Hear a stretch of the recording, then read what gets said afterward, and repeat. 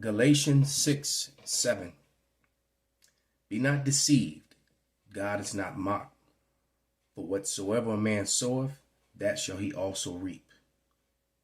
Call halal Yahweh Bashem Nabashai Bahashem Rakaha Kwadash. Double honors unto the apostles, double honors unto the elder bishops, salutations to all my fellow laborers doing this work in truth and sincerity, risking their lives and their freedom to do so now more so than ever.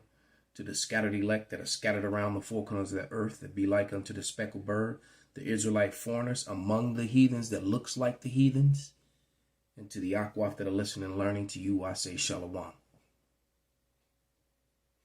How do you think it is that our indigenous and African ancestors adopted Christianity in the first place?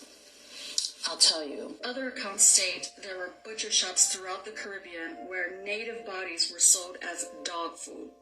Live babies were also fed to war dogs as sport, sometimes in front of horrified parents. Columbus forced the natives to work in gold mines until exhaustion.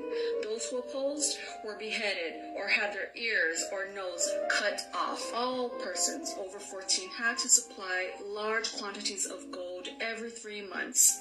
Those who did not fulfill their obligations had their hands cut off, which were tied around their necks while they bled to death. Some 10,000 natives died handless. In addition to putting the natives to work as slaves in gold mines, Columbus also sold sex slaves to his men, some as young as 9 years old. Columbus and his men also raided villages to rape and for sport. And after white Christians killed off about 90% of the indigenous population, they put the remaining indigenous children in residential Catholic schools where they raped them, they beat them, and they murdered many of them. And they also started the reverse slave trade and sent many of them to Seville, Spain, to be sold to different parts of Europe and around the world. But you still have people that want to deny that these people are the Israelites. All right.